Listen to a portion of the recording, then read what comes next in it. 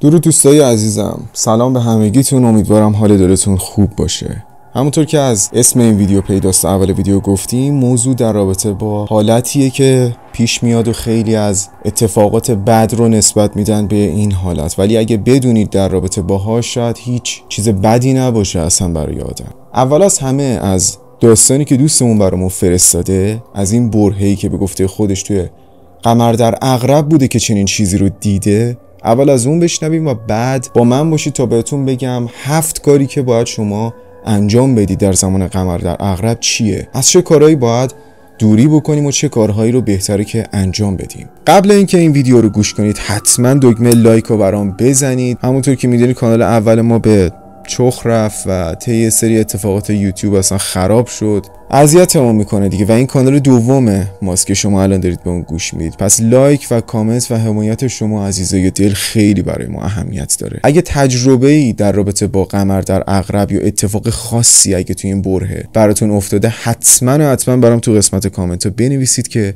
همه کامنت ها رو میخونم. بزنید بریم سراغ داستان امروز. فوبیا. سلام به شما. این اتفاقی که واسه من افتاده میخوام براتون بنویسم، نمیدونم از چه موجودی بر اومده. مینویسم شاید شما یا بقیه به هم بگید. پسر خالم حسین یه دکه نزدیک محدوده 8 گرد داره. من خیلی باش عیاقم. از بچگی کلن با هم تاب میخوردیم همه جا. رو حساب باباش که جانبازه تونست یه دکه بزنه و یه کاری واس خودش دست و پا کنه. چند سالی از دکه داره. این شب تا صبحم باز دکش. از خودم بخوام بگم من کلا بدخوابم و خوابم خیلی کمه. همیشه مشکل دارم با خوابیدن. یه شب که خوابم نمیرفت سوار موتور شدم و رفتم دم دکه این. حالا عجیب بود، قبل از این که بخوام برم تا داشتم از در میرفتم بیرون مادرم رو دیدم که داشت میرفت دستشویی و از خواب پریده بود. تا ما داشتیم میرفتیم مادرم منو دید و گفت کجا میری این موقع؟ گفتم میرم پیش حسین، خوابم نمیبره مامان. گیر داد بیا قرص خواب بدم. الان نرو. گفتم مامان میدونی که قرص خواب رو من جواب نمیده. میرم 1 ساعت میام، نگران نباش. ما خونمون نزدیک بود به دکه حسین. 20 دقیقه با موتور حدوداً اینطور راه میشد. مامانم حالا به طور بی سابقه گیر داده بود که من دلم شور میزنه. نرو. گفتم مامان بچه که نیستم، برو بخواب، هیچی نیست، گوشی دارم، نگران شدی بهم زنگ بزن. خلاصه رفتم پایین، سوار شدم و رفتم پیش دکه حسین. تا اول رفتم و سلام دادم و صداشو شنیدم، دیدم بله سرما خورده.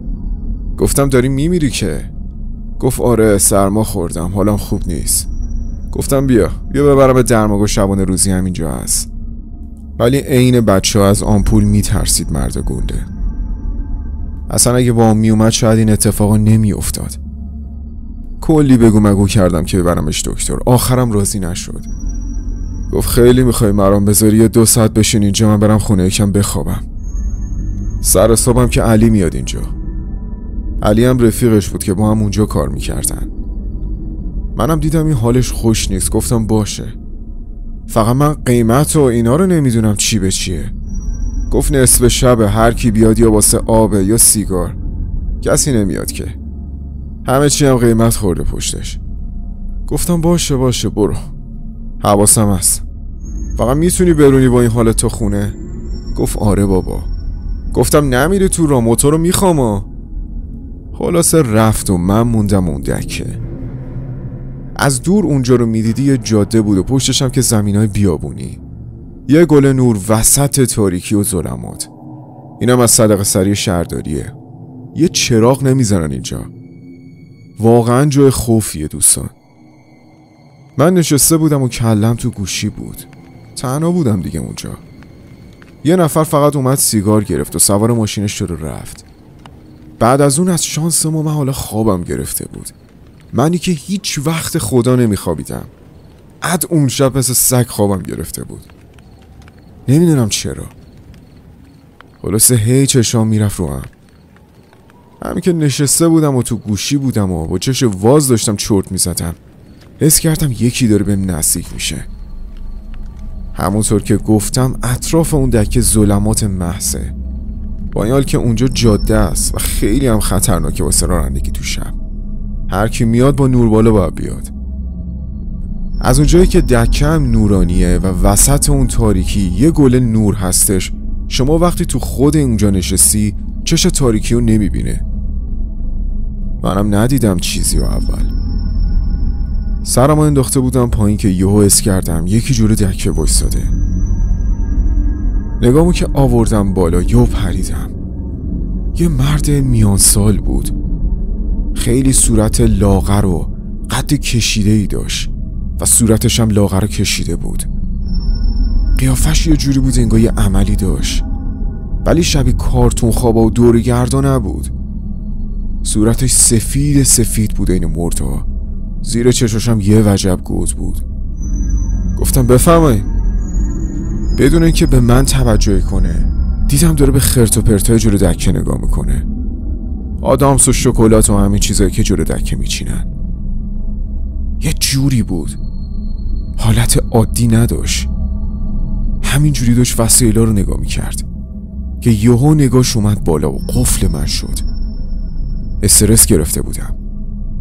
احساس میکردم یارو یه دردسری درست میکنه واسم. حالش انگار خوش نبود. گفتم چیزی میخوای عمو؟ هی من وایستادم این جواب بده. دیدم قفلی داره منو نگاه میکنه فقط.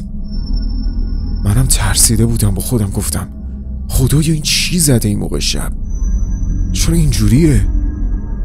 ظاهرش اول زیاد غیر عادی نبود، ولی هرچی بیشتر نگاش میکردم وحشتناکتر به نظر میرسید. نمیدونم چرا.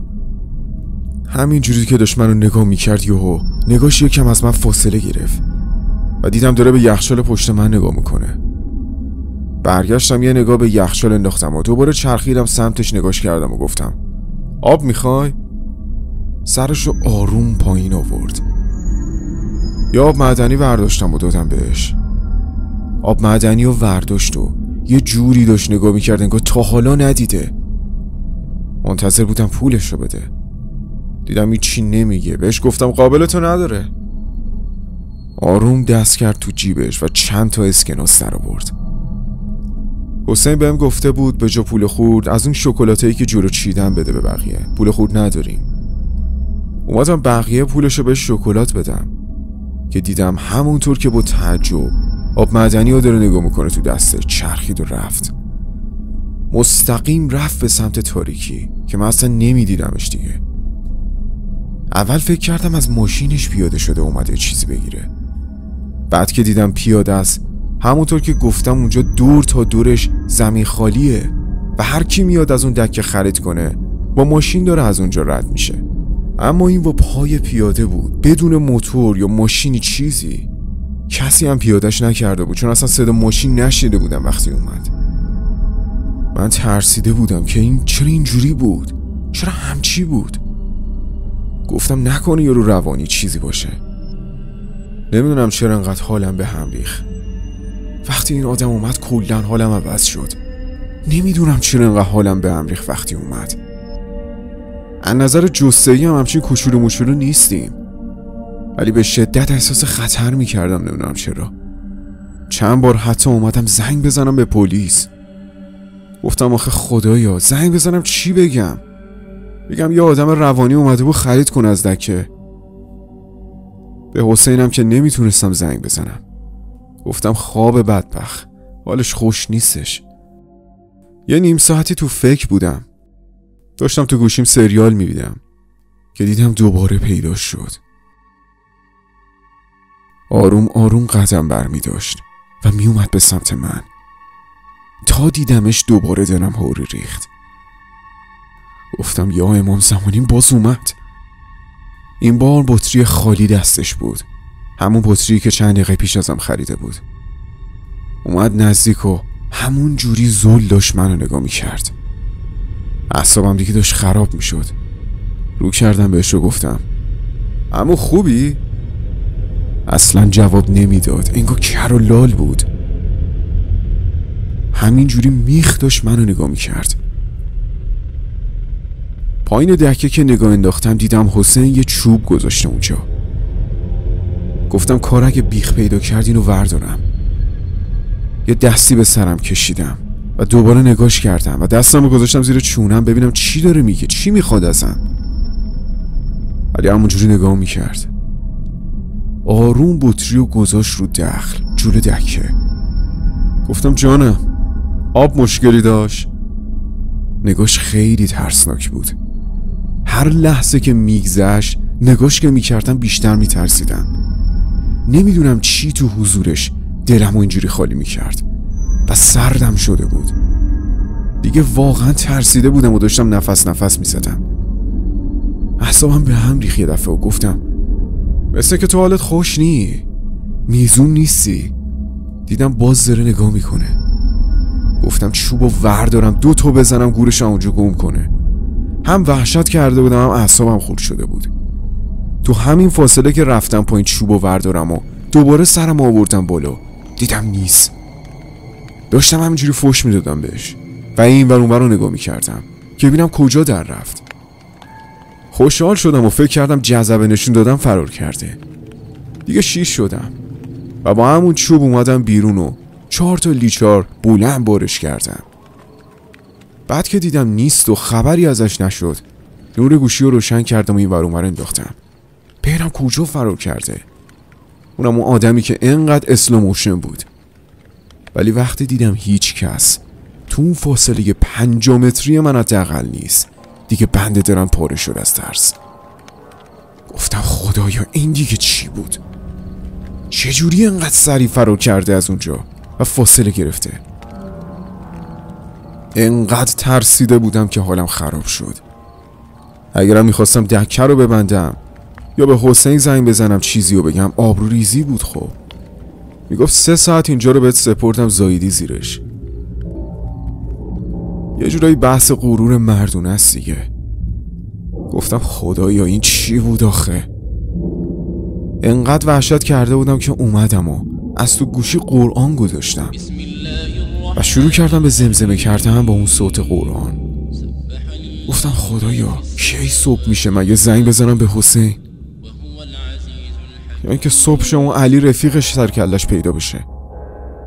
انقدر وحشت کرده بودم که چند بار خواستم بند و بساط اونجا رو جمع کنم و در رو قفل بزنم و پیاده اون چوب رو وردارم تا خونه بدوم. ولی همونطور که گفتم مسئله حیثیتی بود و آبروم میرفت اینجوری. یه بار بهم رو انداخته بود یه کاری ازم خواسته بود. همینطور که نشسته بودم و با قرآن زمزمه میکردم یهو یه چیزی صاف اومد تو شیشه دکه. کل شیشه اومد پایین. اول فقط پا شدم وایسادم و چوب دستیمو گرفتم بالا که اگه خودش باشه ببینه من چوب دستم گرفتم و دیگه شوخی ندارم باش. شروع کردم داد زدن که آی بی ناموس بگیرمت فلانت میکنم و بسارت میکنم و جرأت داری بیا اینجا و اینجور حرفا. چند ثانیه وایسادم که دیدم از دور یکی انگار داره پاشو میکشه رو زمین و داره به اون دکه نزدیک میشه. قدماش این بار سریع بود، درکی که بود. اومد که نزدیکتر و تو شعاع نور دکه قرار گرفت. دیدم همون یاروه. انقدر کلافه و وحشت زده بودم و تو مخم رفته بود که گفتم بیاد نزدیک میکشمش با این چوب. ولی تا اومد نزدیک و قیافش رو دیدم چنان وحشت کردم که من با این قد و هیکل فقط با اون چوب و دکه‌ای که وا بود فرار کردم. مثل چی فقط میدویدم و پشت سرم هم نگاه نمی کردم. بذارید بگم چرا فرار کردم. همون بود، همون آدم بود، یعنی قیافش فرق نکرده بود ولی یه شکلی شده بود. انگار مثل حالتی که سعی کنی چشاتو زل کنی یا بخوای چشاتو درشت کنی. این حالت رو تصور کن. چشاش انگار داشت میزد بیرون از کاسه، انگار شیشه زده باشه کسی. قیافش اینجوری شده بود. گردنش هم کج کرده بود ولی نه معمولی، انگار یکی زده گردنش رو شکسته. بعد تون همون جوری سیخ داشت میومد به سمتم. لباساش هم که کت بلند داغون با یه شلوار پارچه‌ای بود. یه کلا قیافه وحشتناکی داشت که این شکلی هم که دیدم داره میاد سمتم و قیافش این شکلی شده دیگه ما گرخیدیم. ولی خدا رو گواه میگیرم که اون آدمی زاد نبود. انقدر قیافش عجیب شده بود که من دخل و مغازه حسین که مثل داداشم بود و تو همون وضعیت ول کردن. انقدر دویدم به سمت خونه و دویدم که سینم شروع کرد به خسخس کردن. وقتی برگشتم و پشت سرم رو نگاه کردم فقط نور دکه رو میدیدم وسط اون تاریکی که مثل نقطه شده بود. شروع کردم به راه رفتن سریع به سمت خونه. گفتم گور پدرش هر کی که هست، به من ربطی نداره، جونم مهمتره. ولی عذاب وجدان گرفتم. گوشی و عجیبم در آوردم. گفتم همه سرمایه رفیقمه، داداشمه. دیدم اینجوری نمیشه، اونجا رو امانت داده بالاخره به دستم. دوباره وایسادم و زنگ زدم به حسین. شماره‌شو چند بار گرفتم. دفعه اول جواب نداد، ولی همینجوری داشتم میگرفتمش. بعد 2-3 بار گوشی رو برداشت و گفت ها. تا گفتم یکی شیشه ها رو آورده پایین و همچین چیزایی شده پرید از جاش. گفت برو چراغ‌ها رو فقط خاموش کن و در رو قفل بزن. یه جوری اینو مصمم بهم گفت که انگار قبلا هم تو همچین شرایطی قرار گرفته و راهکار داره میده به من. فقط گفت برو اون تو بشین و چراغ‌ها رو خاموش کن، زود دارم میام سمتت. حالا من دیگه جرأت نداشتم که سمت اون دکه برم. گفتم نمیرم، خدا شاهده، از دور ولی دارم نگاه میکنم اونجا رو که کسی نیاد. گفت خیلی خب وایسا همونجا الان میام. حدود 10 دقیقه 1 رو 20 دقیقه نمیدونم، مثل جهنم داشت میکسش هر چقدر گذشته بود. وایساده بودم وسط اون تاریکی که دیدم صدا موتورم داره میاد. گوشی رو روشن کردم و شروع کردم بای بای کردم باش که اومد. تا اومدش سری نشستم پشت موتور. تا نشستم پشت موتور گفتم کسی بدخوامتخاته یا با کسی دعوا کردی اینجا؟ کی بود زد شیشه رو آورد پایین آخه؟ رفتیم سمت دکه. اصلا حرف نمیزد حسین. گفتم حتما عصبانیه دیگه. منتظر بودم کلی دریوری بشنوم، ولی فقط اومد سریع چراغا رو خاموش کرد و گفت بیا تو بشین و خرت و پرتارم آورد تو. درم قفل کرد، اما خب شیشه همونطوری شکسته بود. گفتم چی بود این حسین؟ چرا چراغا رو حالا خاموش کردی؟ همون جوری که فیلم میکرد گفت بشین فقط. من جدا آدم ترسویی نیستم، ولی گرخیده بودم واقعا. نمیدونستم آخه قضیه چیه و کیه یارو. گفت اصلا هیچی نگو اگه چیزی دیدی، فقط ساکت جیک نزن. دیدم بعد چند دقیقه انگشتشو گرفت به سمت تاریکی و دست گذاشت رو دهن من که حرف نزنم. به جون همه کسم تو تاریکی دیدم همون یارو آروم آروم وسط زمینای خالی اونجا داره راه میره. همون جوری گردنش کج بود، همون جوری رفت. حالا یا غیب شد یا ما دیگه ندیدیمش. هوا دیگه کم کم گرگومیش شده بود و من تو بهت و حیرت بودم که این دیگه چی بود. حسین بعد چند دقیقه زبون وا کرد و گفت نمیدونم این چیه، نمیدونم. گفتم یعنی چی نمیدونی چیه؟ گفت چند بار تا حالا دیدم از جلو دکه آروم میاد راه میره. چند بارم وایستاده بود یه دمت اون طرفتر. ساعت 3 نصف شب همینجوری نگاه میکرد به دکه. فکر کردم معتاده. یه بار گفتم برو وای نسته اینجا. دیدم قیافش همچین میزون نیست. برگشت همینجوری نگام کرد. منم رفتم تو، نشستم پشت دخ. فکر میکردم دوره گردی چیزیه. وقتی به علی بار گفتم این میخندید، میگفت جمن دیدی حتما. من فکر میکردم دیوونه است. چند شب دیگه که دیدم همون اطراف داره پرسه میزنه زنگ زدم پلیس که گشت اومد. کل اونجا رو چراغ انداختم وقتی پلیس اومد که ببینم میتونم پیداش کنم برم دست مأمور. گفتم شاید کس و کار داره، اصلا دیوونه است یا آلزایمر داره بنده خدا، از خونه فرار کرده، مریضی چیزیه. ولی هیچ کس نبود. به خدا نمیدونم چیه داداش. بعضی شبا میام بیرون میبینم دور وایساده تو تاریکی. هی میام بی خیال شم بگم دوره گردی چیزیه، ولی تا میام ببینمش سر میچرخونم میبینم نیست. آدمه، جنه. تو بگو به من. گفتم دهنت سرویس با این جایی که دکه زدی تو هم. شب نیم ساعت یه بار شاید به زور اینجا ماشین رد شه. چی آخه اینجا تو دکه زدی؟ ما رفتیم خونه اون صبح، وقتی که دیگه علی رفیقش اومد و یکم از اون جو خارج شده بودیم. تا رفتم خونه دووم نیاوردم و به مادرم گفتم چه اتفاقی افتاده. تا اینو گفتم مامانم عین اسفند رو آتیش گفت چرا بهت گفتم نرو؟ گفتم دلم شور میزنه امشب. گفتم یه چیزی میشه، گوش ندادی. قمر در عقربه. کارهای خطرناک نباید بکنی. نصف شب بیرون میری همین میشه. من که باور نداشتم این حرفا رو و قمر در عقرب و اینجور خرافاتو. حرفای مادرم رو زیاد جدی نگرفتم، ولی اون چیزایی که دیده بودم و نمیتونستم جدی نگیرم. جدای این چیزا، اون چیزی که من دیدم بعید میدونم آدم بود. خیلی سریع غیبش میزد. تو یه ثانیه بگم آدم معتاد با این سرعت که رحم نمیکنه تو یه ثانیه جا به جا بشه، اونم وسط شب تو تاریکی. نمیدونم چی بگم والا. فقط خاطره من بود تو شبی که به گفته مادرم تو قمر در عقرب بودیم. بله دوستان، این ماجرا از دوستمون یه اتفاق خیلی عجیب بود که براشون افتاده بود. مثل همیشه قضاوت با شما دوستای عزیزه و ما هیچ اصراری بر راستین بودن کل گفته های ویدیو نداریم. اولا که دوستان این اتفاق یعنی قمر در عقرب زمانی رخ میده که ماه وارد صور فلکی عقرب میشه. طبق علم آسترولوژی تروپیکال داریم بهتون میگیم. چند مدل آسترولوژی وجود داره. آخرین قمر در عقربی که به وجود اومد توی همین 27 تیر ماه بود، یعنی روز تاسوعا. یه تقابل بین ارتعاشات ذهنی و احساسی شما ممکن بود که پیش اومده باشه توی این دوران.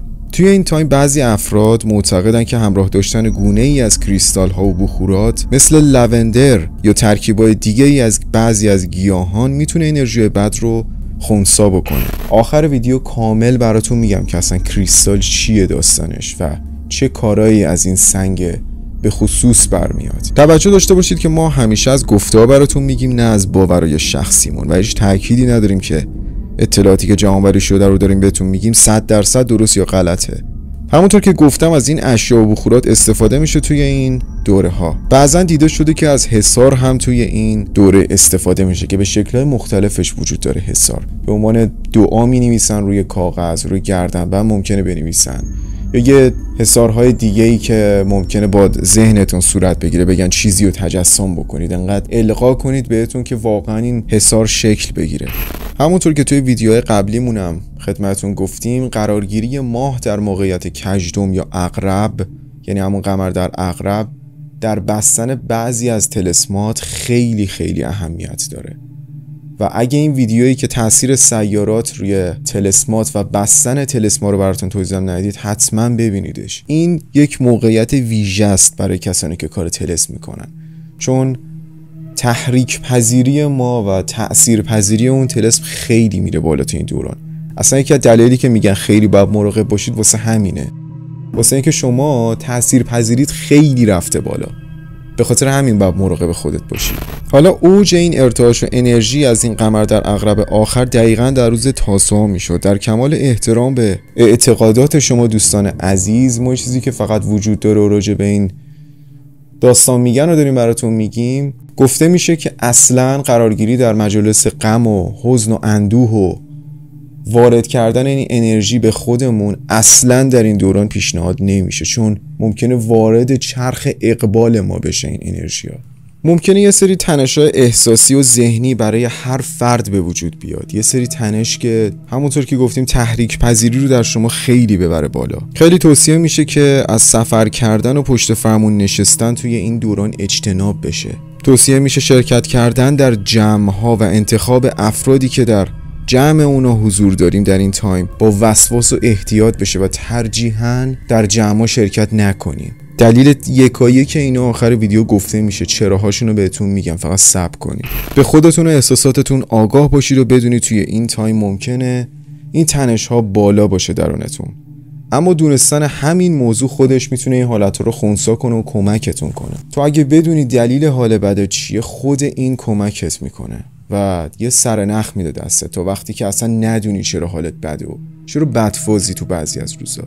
متاسفانه توی این تایم خیلی از طلسمات شکل میگیره، همونطور که گفتیم افرادی که میخوان طلسم بگیرن از این قدرت استفاده میکنن. نکته دیگه که باید توجه بشه در انتخاب جفت عاطفی یا همسر یا ازدواج کردن اگه توی این تایم قرار داره، یا عمل آمیزش برای بچه دار شدنه.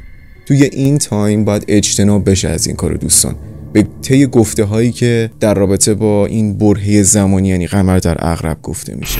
خب حالا میرسیم به اون توضیحی که گفتم راجع به کریستالا. میخوام بهتون بگم که اول ویدیو گفتم همراه داشتنش توی این تایم میتونه خیلی کمکتون بکنه. سنگ کریستال اصلا چی و چی کار میکنه؟ ببینید دوستان، هر جسمی و هر شیئی از هر عنصری توی این جهان یک ارتعاش مخصوص به خودش رو داره.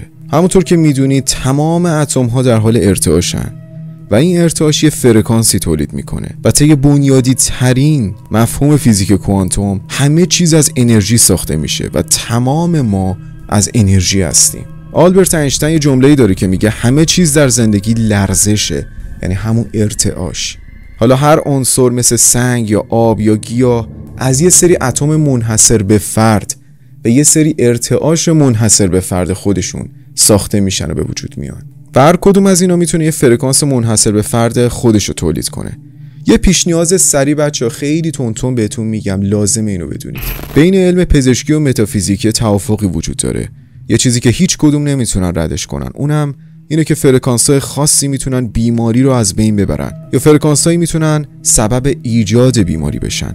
به عنوان مثال اشعه ماورای بنفش از خورشید به حمایت از روحیه سالم، عملکرد مغز، عملکرد سیستم غدد درونریز و چرخه خواب کمک میکنن. اینو توی یکی دیگه از ویدیوها بهتون گفته بودم که غده صنوبری مغز ما یا پاینل گلند با دریافت انرژی خورشید چه اتفاقایی توی بدن میندازه و باعث ایجاد هورمون سروتونین که باعث شادی میشه و باعث میشه که صبح از خواب بیدار بشی و کاراتو بکنی، باعث ترشح اون میشه. این یکیش. فوتون‌های خورشید همچنین در تولید ویتامین به ما کمک میکنه که از بروز سرطان، دیابت، افسردگی و پوکی استخوان جلوگیری میکنه.